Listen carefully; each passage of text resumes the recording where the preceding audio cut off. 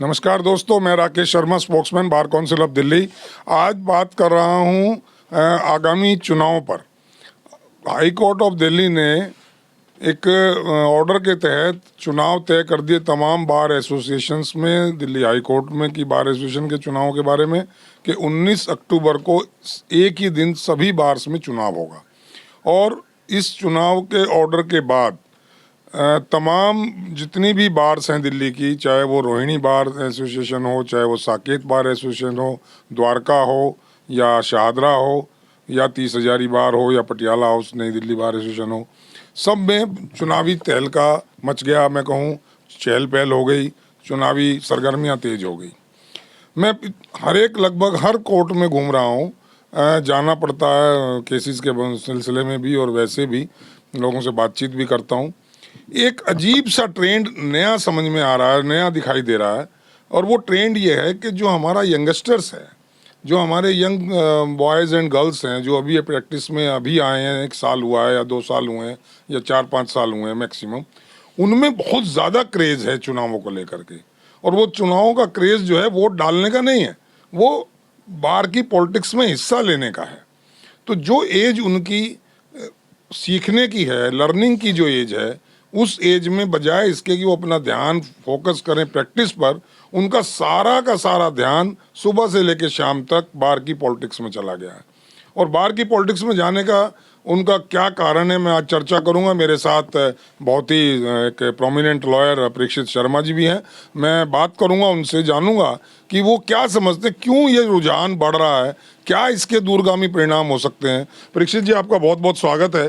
धन्यवाद। मैंने जैसा अभी बताया अपनी भूमिका में, जो मैं महसूस कर रहा हूँ और जो मुझे लगता है कि एक बहुत गलत चलन शुरू हो गया है, तो मैं सीधा आपसे जानना ही चाहता हूँ कि being a young man and आपने बहुत कुछ देखा है, पॉलिटिक्स को भी बहुत नज़दीक से देखा है, क्या कारण है ये? मतलब पहले तो ये बताइए, क्या ये सच है कि रुझान बहुत ज़्यादा बढ़ रहा है? हाँ, बिल्कुल सही है बात आपने कही है कि जो आज की पॉलिटिक्स है हमारी कोर्ट की, उसमें जो न्यू कमर्स हैं या जो हमारे यंगस्टर्स हैं, उनका रुझान बहुत ज़्यादा बढ़ रहा है। मुश्किल की बात ये नहीं है कि उनका रुझान बढ़ रहा है या नहीं बढ़ रहा है, मुश्किल ये है कि उनको जिस रास्ते पे वो आगे बढ़ रहे हैं उनको पता ही नहीं है कि इस रास्ते का एग्जीक्यूशन क्या है। पॉलिटिक्स करना गलत नहीं है, पॉलिटिक्स करनी चाहिए, लेकिन केवल पोस्टरबाजी की पॉलिटिक्स नहीं होनी चाहिए, केवल होर्डिंग्स की पॉलिटिक्स नहीं होनी चाहिए, केवल शक्ल दिखाने की पॉलिटिक्स नहीं होनी चाहिए। यदि किसी का चैम्बर पुलिस तोड़ के जाती है, यदि किसी का चैम्बर अनऑथराइज तरीके से तोड़ा जा रहा है, यदि किसी वकील भाई के ऊपर अत्याचार हो रहा है या कोई ऐसा कार्य हो रहा है जो कि एक वकील के ऊपर क्या, एक आम आदमी के ऊपर भी नहीं होना चाहिए, आप तो कानून के रक्षक हैं, तो ऐसी स्थिति के अंदर उन न्यू कमर्स को या यंगस्टर्स को आवाज़ उठानी चाहिए और अपनी राजनीति या जो भी पॉलिटिकल उनकी व्यूज़ हैं वो पॉजिटिवनेस से रखनी चाहिए। दूसरा, जो क्वेश्चन आपने कहा है कि बहुत ज़्यादा चलन हो रहा है, ये एक खतरे की घंटी भी है, क्योंकि जब हम वकालत में आए थे या अभी जो न्यू कमर्स वकालत में हमारे पास आते हैं, इंटर्न्स आते हैं, हम उनको सिर्फ और सिर्फ एक ही सीख देते हैं राकेश जी, कि आप सबसे पहले वकील बनिए। जब आप पहले वकील बनेंगे तो आपको वकीलों की समस्याओं का पता चलेगा कि वकीलों की एग्जैक्ट समस्या क्या होती है। तो सबसे पहले आप वकील बने ही नहीं, आपने सीआरपीसी, आईपीसी, एविडेंस की जगह जो नए लॉज आए हैं, बीएनएस, बीएनएसएस, उनकी तो या किताब ही नहीं खोली। उनकी किताब खोली नहीं है, आपने अन्य जितने भी एक्ट्स हैं उनके विषय में जानकारी नहीं ली। आप सबसे पहले आपका प्राइमरी जो ऑब्जेक्टिव था वो आपके पास जो क्लाइंट आ रहा है उसको रिलीफ देने का है। उसके बाद में उनका जो ऑर्गेनाइजेशन है, जिस ऑर्गेनाइजेशन का आप नेतृत्व करना चाह रहे हैं, उनके विषय में तो तब आपको ज्ञात होगा। पहले अपने क्लाइंटों को रिलीफ देना आप सीखिए। क्लाइंट आपके पास आ रहे हैं, एक मन बना के वो दुखी होके आते हैं, रोते हैं, परेशान होते हैं, आप उनके आंसू पोंछना सीखिए। जब आप उनके आंसू पोंछना सीख जाएंगे, आप उनको रिलीफ दिलाना सीख जाएंगे, जैसे एक डॉक्टर सर्जरी करके देता है, डॉक्टर अपनी मेडिसिन प्रेस्क्राइब करके देता है। सीखना पड़ेगा ना परीक्षित जी। हाँ, उसके लिए सीखना है। सीखने का तो टाइम नहीं है। अब सीखने का टाइम नहीं है तो सुबह से शाम तक व्हाट्सएप पे मैसेज करने हैं, हाँ। दिन भर लोगों को नमस्ते करने जाना है, चैम्बर टू चैम्बर, कार्ड लेके छोटे छोटे कि मैं एग्जीक्यूटिव मेंबर खड़ा हो रहा हूँ, मैं 1 below 10 हो रहा हूँ, मैं 10 to 20 हो रहा हूँ, मैं ज्वाइंट सेक्रेटरी हो रहा हूँ, मैं एडिशनल सेक्रेटरी हो रहा हूँ। जिसको देखो जो नमस्ते कर रहा है उससे वैसे ही पूछ लो कि आप क्या कर रहे हैं, बोले मैं इलेक्शन लड़ रहा हूँ। अगर नमस्ते आपको कर रहा है कोई ढंग से बहुत ज्यादा झुक के, तो ये समझ लेना चाहिए कि वो इलेक्शन लड़ रहा है।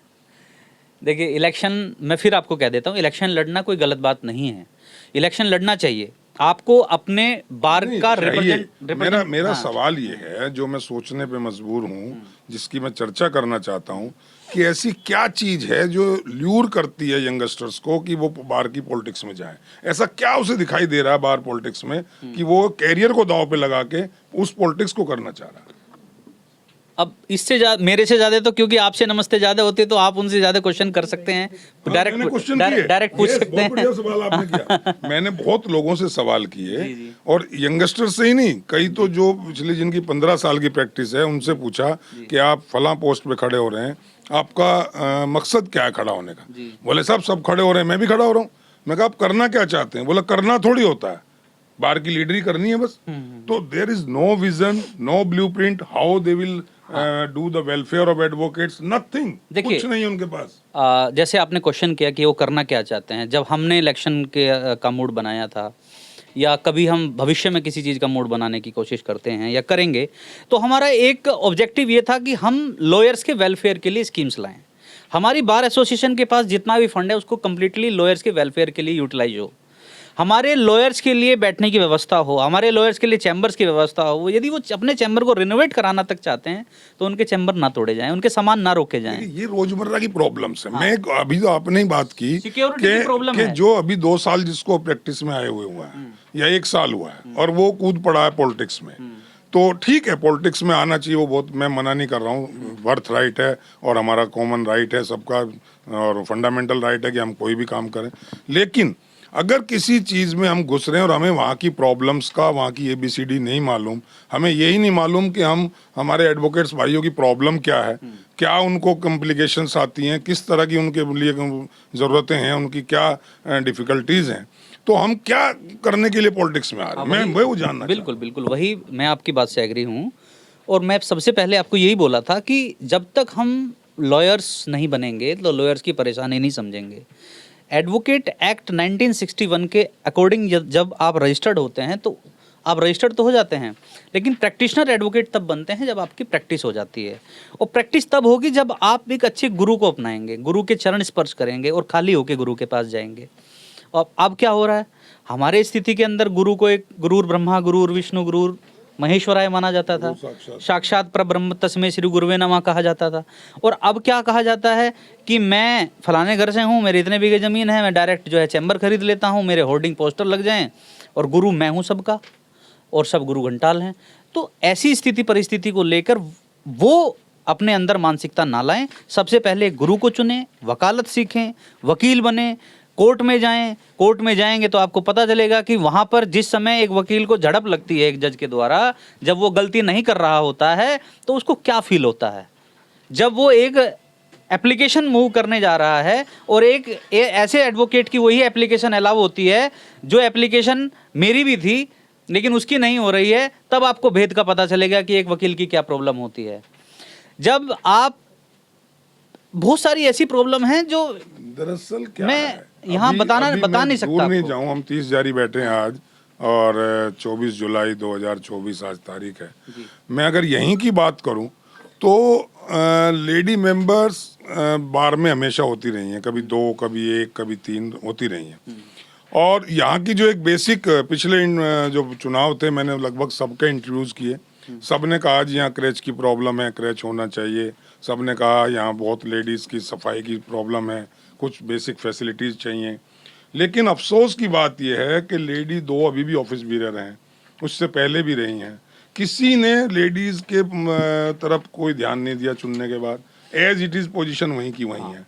और इस बार तो मैं देख रहा हूँ बिहार चल रहा है पूरा, करीबन लेडी मेंबर एग्जीक्यूटिव पे ही 15 से ज़्यादा कैंडिडेट अच्छा, हाँ मार्केट में घूम रहे हैं। तो मैं समझ नहीं पा रहा हूँ, मेरी 3-4-5 से बात हुई, क्यों खड़े हो रहे हो? बोले सब हो रहे हैं तो हम भी हो रहे हैं। फोटो क्यों लगता है, हमारा पोस्टर लगेगा, लोग जानेंगे, हमारे पास क्लाइंटेज बढ़ेगी। उनको ये लगता है कि अगर बोर्डिंग होर्डिंग लगे हुए हैं तो क्लाइंटेज बढ़ेगी। दूसरा जो मैं बात कर रहा हूँ कि क्यों, क्या चीज़ दिखाई दे रही है वहाँ उस बार की पॉलिटिक्स में। मेरी एक जो पिछले 2-3 बार चुनाव लड़ चुके हैं, जीत भी चुके हैं, उनसे बात हुई। बोले साहब देखिए एक बार जीत जाएं, अभी ये 2 महीने की ट्रेनिंग है हमारी, समझ लीजिए हम इसमें कितनी भी मेहनत करें, किसी के भी पैर छुएं, किसी को भी नमस्ते करें, कोई भंडारा करें, कोई प्रोग्राम करें, हैप्पी बर्थडे करें, गुड नाइट करें, गुड मॉर्निंग करें, अब ये ट्रेनिंग पीरियड है। जितना हम मेहनत कर लें उसके बाद तो 2 साल हम अजर अमर हैं, हमें कोई ना हिला सकता है ना हटा सकता है। हम जो मर्जी डिक्टेटरशिप करें, जिस मर्जी को जो मर्जी बोलें। और देखिए साहब जीतने के बाद जज साहब के साथ बैठना होता है, कहाँ जज के साथ बैठना मिलता है ना। तो और फ्री का वहाँ नाश्ता मिलता है, बार ऑफिस में आप जाइए, अपने दोस्तों को मोबिलाइज करिए, फ्री में सैंडविच खाइए, जूस पीजिए, चाय पीजिए, लंच करिए, डिनर करिए। तो ये जो चीज़ें, क्या ये ल्यूरमेंट है?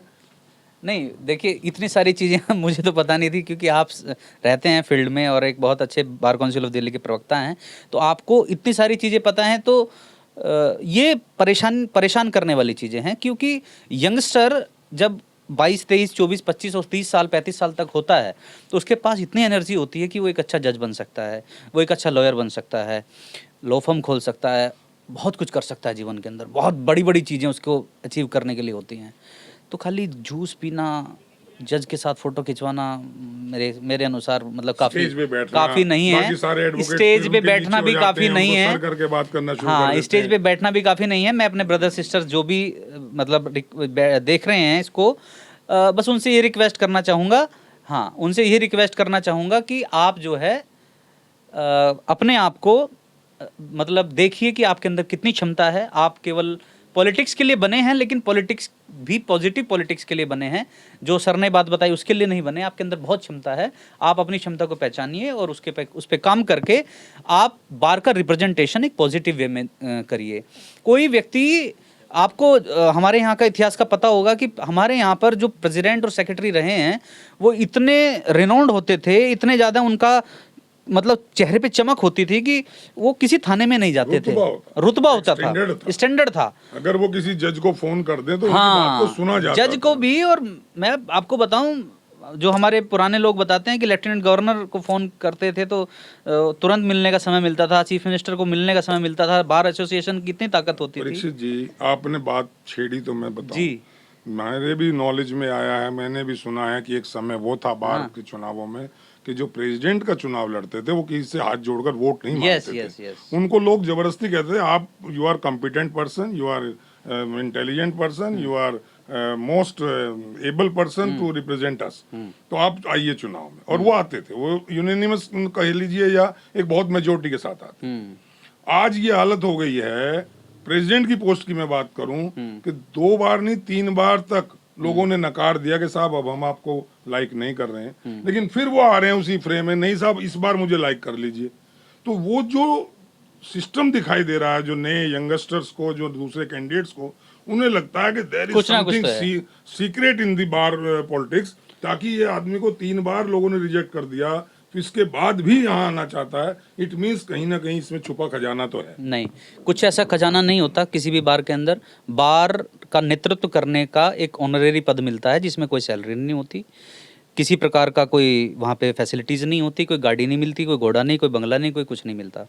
आप नेता बनते हैं और नेता का एकमात्र कर्तव्य होता है प्रतिनिधि बनते हैं। मैं तो समझता हूँ नेता प्रतिनिधि हैं, उनकी समस्याओं को आगे ले जाने वाले। उनकी जब किसी समस्या को कोई होता है ना तो वो भी समस्या से ग्रसित होता है। तो आप समस्या से ग्रसित होने वाले एक व्यक्ति बन रहे हैं, तो वहाँ पे आप ये तो अपने दिमाग से हटा दीजिए कि आपको बहुत सारी फैसिलिटीज़ मिलेंगी। और यदि कोई ऐसी दिमाग में रख के फैसिलिटीज़ को या ऐसे लुभाव को या ऐसे पैसे को कमाने के लिए राजनीति की तरफ जा रहा है तो मेरे अनुसार वो राजनीतिज्ञ नहीं है, नेता नहीं है, प्रतिनिधित्व नहीं करना चाहता। वो एक ढोंग है, नाटक है, और जो कि नहीं होना चाहिए। इसका एक कारण ये नहीं है कि विगत दिनों में डिफरेंट बार में जो इलेक्टेड हमारे रिप्रेजेंटेटिव है, नेता लोग हैं, उनके ऊपर ये आरोप लगे कि वो करप्शन कर रहे हैं, और बहुत ही घिनौने आरोप तक लगे, लड़ाइयाँ हुई, गोलियां तक चली। गलत हुआ ना। तो लोगों को लगता है कि वहाँ बहुत पैसा है और इंडस्ट्री बना दिया कुछ लोगों ने इसको। वो गलत हुआ। इंडस्ट्री, मैं आपको बताऊं, हमारा जितना भी युवा या युवा से ऊपर जो हमारे प्रैक्टिशनर एडवोकेट हैं, जिनकी 20, 25, 30, 35, 50 साल के प्रैक्टिस हो चुकी है, वो नेता बन रहे हैं, प्रतिनिधित्व कर रहे हैं, सबका एक ही मात्र लक्ष्य होता है और होना चाहिए कि हमारे वकील समाज को आगे ले जाएं, उनकी समस्याओं को आगे लेकर जाएं, अपने हित का ना सोचें। यहाँ पर बार एसोसिएशन का मतलब वकीलों की एक संगठन है और उनके संगठन की आवाज़ को आगे तक लेके जाने का काम करें। और यदि इस मुद्दे के साथ कोई हमारा यंगस्टर अपने जीवन का एकमात्र यही लक्ष्य बनाता है तो ये कोई ख़राब नहीं है। और यदि वो उससे प्रलोभित होके कि इन फैसिलिटीज़ को मिलेगा, जज के साथ फ़ोटो खींचेगा, पुलिस वाले के साथ खींचेगा, ये खींचेगा, फिर नहीं, फिर उसके लिए आपके पास बुक्स होनी चाहिए। बुक्स को पढ़िए, उससे बड़ी पोस्ट मिलेगी और ऐसी पोस्ट मिलेगी कि आपको सब सैल्यूट करेंगे। तो ये जो चीज़ है जो आज मैं कहता हूँ ये वायरस टाइप फैल रहा है, इस वजह से तादाद कैंडिडेट्स की हमारे यहाँ पिछली बार 30 जारी में लगभग 100 के करीब कैंडिडेट थे। इस बार देख रहे हैं कि वो आंकड़ा शायद 200 के को टच करता हुआ नजर आ रहा है। तो ये इतना आपने बताया कि यहाँ कुछ नहीं मिलता है, कोई फैसिलिटी नहीं मिलती है, कोई इस तरह का कुछ नहीं है, और करप्शन तो आदमी जहाँ चाहे वहाँ भी कर सकता है, लेकिन फिर भी इतना अट्रैक्शन आ रहा है, इस तरफ आ रहा है, तो इसका कोई रोकने का या इसको कंट्रोल करने का हाँ बिल्कुल होना चाहिए। एक दायित्व किसका है? हमारे जो हमारे पुराने या हमारे जो मतलब ज़्यादा प्रैक्टिस जिनकी हो चुकी है सीनियर्स जो हैं, वो एक हमारे संविधान के अंदर प्रावधान पहले भी ला चुके हैं और उनको अब प्रावधान दोबारा लाना चाहिए कि विदाउट 10 ईयर्स प्रैक्टिस कोई भी इलेक्शन ना लड़े। 10 ईयर्स की प्रैक्टिस मैंडेटरी हो, चाहे वो बिलो 10 ईयर्स के लिए हो, चाहे वो ट्रेजरार के लिए हो, और अगर जो कोई सेक्रेटरी प्रेसिडेंट लड़ना चाहता है तो उसके लिए और ज़्यादा प्रैक्टिस हो। ऐसा ना हो कि आज हमने मेंबरशिप ली है और कल हम एंटाइटल हो गए इलेक्शन लड़ने के लिए।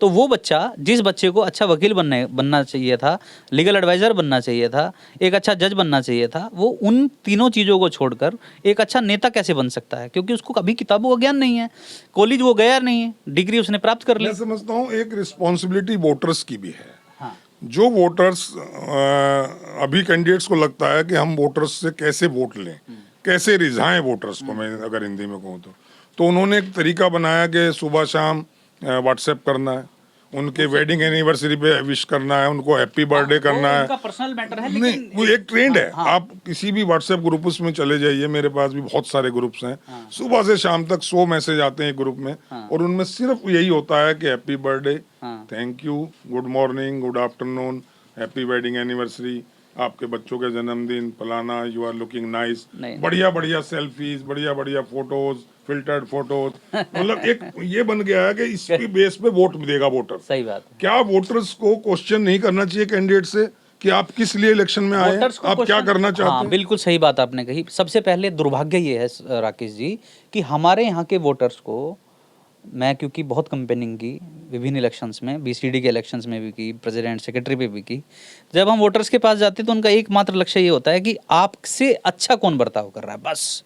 उनको दूसरा ये भी नहीं पता कि बार एसोसिएशन का एक अध्यक्ष यदि अपने अध्यक्ष पद पर आ जाए और सेक्रेटरी पद पर आ जाए, वो इन रियल सेंस तो आप चैम्बर की टूटने की बात कर रहे हैं।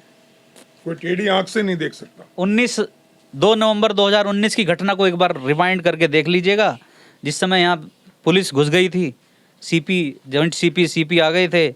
I was the first person, जब मैं धरने पे बैठा था, पूरी दिल्ली पुलिस को उठ के ITO पे जाके धरना देना पड़ा था। दिल्ली के सारे थाने खाली हो गए थे, हम लोगों ने पूरी 30,000 की सुरक्षा संभाली थी।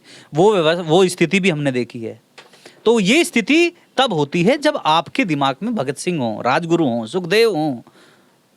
तो मैं समझता हूँ आज की बात का लबोलबाब हम इसको जितना लंबा करेंगे, मैं ही नहीं, मैं आपसे भी चाहूँगा कि एक अपील करें हम इस चीज़ की, जो ये फ्लो है, डर्टी फ्लो में इसे बोलता हूँ, जो बढ़ रहा है तादाद वायरस की तरह, कि इसको वोटर्स की अहम जिम्मेदारी है कि जो भी आपके पास वोट मांगने आता है दोस्तों, उससे से कम 2 सवाल जरूर कर लीजिएगा कि आपने अपने टेन्योर में क्या कोई 1 या 2 काम एडवोकेट के वेलफेयर के लिए किया, कोई और अगर नहीं किया है तो आप इन फ्यूचर क्या करना चाहते हैं, आपका ब्लूप्रिंट क्या है, आपका प्लान क्या है।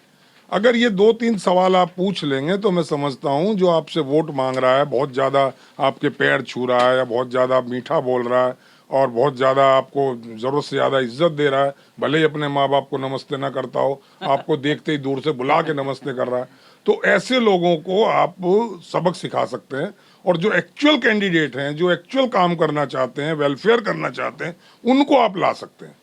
तो वोटर की ही अहम जिम्मेदारी है कि वो सही और गलत को पहचाने, बिल्कुल उनको तमाशबीनों को हटाए, उन लोगों को जो अपॉर्चुनिस्ट हैं, जो केवल इन पे सत्ता पे काबिज होना चाहते हैं, ये इनके इन पराक्रम, कोई कहता है हम पैसे से कर लेंगे, कोई कहता है हम किसी लालच में कर लेंगे, तो ये वोटर्स के साथ वो लोग मजाक कर रहे हैं। और मैं समझता हूँ ये वोटर्स को अपना मजाक नहीं बनवाना है, बहुत जिम्मेदारी के साथ आपका वोट है, डालना है आपने। और जरूर पूछिएगा कैंडिडेट से कि आपको मैं वोट क्यों दूं, आपकी जगह मैं XYZ को क्यों ना दूं। कोई कंपैरिजन तो करिएगा कि ये क्यों आपके पास आया है, इसने क्या किया है और इसके इरादे क्या हैं। आप भांपिए, आप वकील हैं, आप जान जाते हैं FIR पढ़ते ही कि नकली है कि असली है, झूठी है कि सच्ची है। तो आप उस कैंडिडेट को भी जानिए कि जो आपसे वोट मांगने आ रहा है कि वो वाकई कुछ करना चाहता है या केवल फोटो खिंचाने और पोस्टरबाजी और होर्डिंगबाजी के चक्कर में, अपना नेम फेम करने के चक्कर में केवल और आप लोगों को इस्तेमाल कर रहा है। मैं समझता हूँ ये जरूरी है वोट। सही, बिल्कुल बिल्कुल सही। इसको कोई और नहीं रोकेगा। किसी को आप किसी के राइट को आप फ्रिंज नहीं कर सकते कि आप इलेक्शन मत लड़िए, या आप एक बार लड़े हैं तो आप 5 बार मत लड़िए, 10 बार मत लड़िए। वो कभी भी लड़ सकते हैं, वो उनका राइट है। लेकिन उनको सही रास्ता दिखाने का जिम्मेदारी हम तमाम वोटर्स की है, मेरी है, आपकी है दोस्तों। बाकी आप खुद समझदार हैं, आप खुद डिसीजन ले सकते हैं और इस गंदगी को ख़त्म कर सकते हैं जो मैं कहता हूँ बढ़ रही है, बेवजह बढ़ रही है, केवल और केवल मेरी और आपकी उदासीनता के कारण, चुप रहने के कारण। और कहीं ना कहीं ये नुकसान पूरी लीगल फ्रेटर्निटी को होगा अगर गलत लोग आ गए, अगर गलत और इनकम्पिटेंट लोग आ गए, केवल तमाशबीन और मौकाप्रस्त लोग आ गए, तो इसका नतीजा तमाम पूरी लीगल फ्रेटर्निटी को भुगतना पड़ेगा। तो दोस्तों आज के लिए मैं समझता हूँ परीक्षित जी इतना ही। बहुत बहुत धन्यवाद परीक्षित जी, और आप सब लोगों का जो इसको सुन रहे हैं, जरूर मुझे बताइएगा कि इसके बारे में और क्या बात हो सकती है। जी, राकेश जी का चैनल बहुत अच्छा चल रहा है, BCD के प्रवक्ता हैं। आप सभी से एक अपील है कि इसको शेयर सब्सक्राइब जो होता है वो भी जरूर करिएगा और लोगों से भी कराइए। ये आपका राइट है है ना? आप चाहें तो कर नहीं, सकते हैं। अगर ये अच्छा मेरी लगता है अपील तो। है, इनका आपको चॉइस दे रहे हैं, है ना? प्रोत्साहन इसलिए मिलेगा क्योंकि वकीलों का एकमात्र चैनल है, और यदि ये सब लोगों के पास जाएगा और विभिन्न जितनी भी बार्स हैं चाहे इंडिया में और भी हैं, तो उनको भी लगेगा कि हाँ ये इतना अच्छा चैनल है, वो तक भी इसको प्रोत्साहित करेंगे। तो आपका एक कर्तव्य बनता है, कम से कम 30,000 के लोग या दिल्ली के जितने भी बार्स के लोग हैं इसको सब्सक्राइब जरूर करें। Thank you Parikshit ji, thank you दोस्तों, आज के लिए इतना ही। जय हिंद, जय भारत।